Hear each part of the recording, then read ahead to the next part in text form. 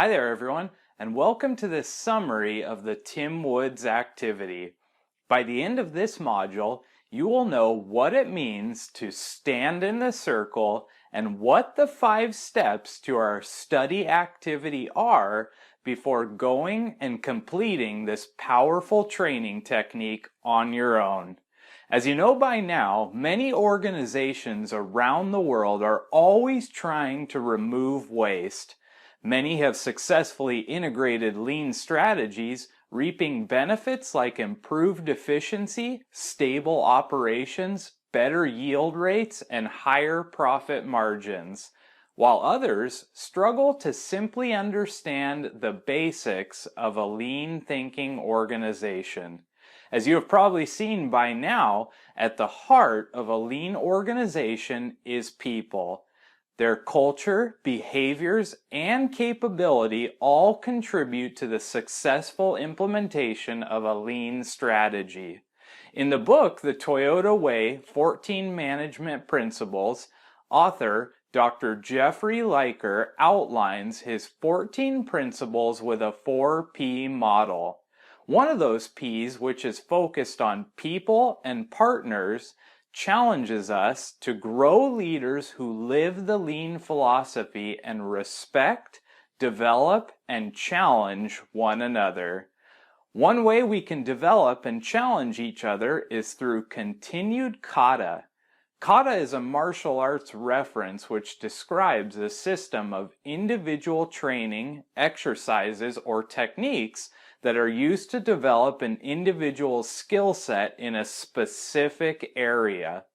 Legend has it that the master sensei Taiichi Ohno would often take groups of people to a shop floor. He would then draw a circle on the ground and ask individuals to stand in the circle. Students were then instructed to keep a clear mind and focus on the area or value stream they were observing. The objective was to find and identify as many opportunities to improve as possible. This was one way that Mr. Ohno would help his students to develop a Kaizen or continuous improvement mindset. While learning not to act on things before deep and meaningful observations take place, students would learn about each form of waste. The Tim Woods activity is meant to mimic this same type of training. You should have just completed and turned in a brainstorming assignment on the Tim Woods worksheet. This is meant to help your mind first start to think of many different types of waste you have seen and learned about already. Now we are going to do the real thing with an activity we call study.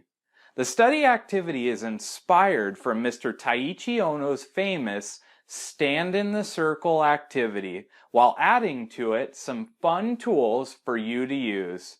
Before we jump in, let me first say that you can use the study activity in manufacturing, office, healthcare, education, agriculture, or any other industry that has a business process attached to it. Before you begin, you may want to go and speak with a supervisor before completing the study activity. If they give you approval, you're sure to identify opportunities to improve. If you're not able to get permission to perform the activity during work hours, you may want to ask or suggest if it would be okay to come in after hours or on a day you're not working. Another option would be to go and observe the activities at a grocery store, retail outlet, local mechanic, or another neutral location. We first start by standing in a safe observation spot for 30 to 45 minutes. During this first step of the study activity, you will want to be sure not to speak or engage with others in the area. This 30 to 45 minutes is meant only for focusing and observing the area.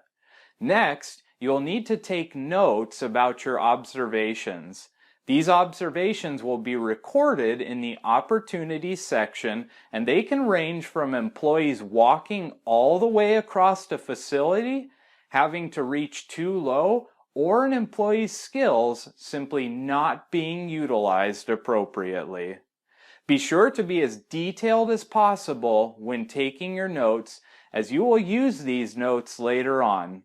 Once your 45 minutes is up, our next step is to understand the observations with your team. You'll want to review your findings and share any details associated with the observations. As a team, you'll work to prioritize and review each of them. You will also place a check mark next to the type of waste you've identified. Let's note first, before moving on to the next step, that many of the forms of waste or possible opportunities you discover could be categorized as more than one form of waste. Our next step is to determine a root cause and solve at least one issue within the next hour. To do this, you will want to use the what, 5 why, what if method. Since you have already answered the first what by identifying opportunities or waste, you'll next want to ask why 5 times in order to dig towards a root cause.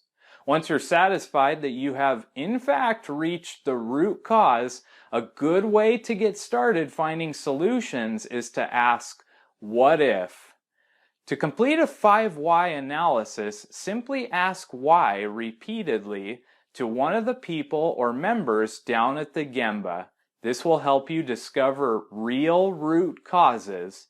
By following up with a phrase like what if, you prompt them to innovate or brainstorm and come up with solutions right away.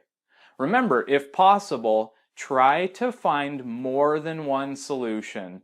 After all, when you bring team members together to understand the observations and define root causes and solutions, the possibilities are endless. A fun activity to try out is to have a little friendly competition between teams to see who can come up with the most solutions. The last step of our study activity is yokoten. Yokoten is a Japanese word used in Lean, which translated means the sharing of best practices and knowledge throughout an organization. In other words, share your experience with everyone in a report out or a presentation so that they can all learn from your experience.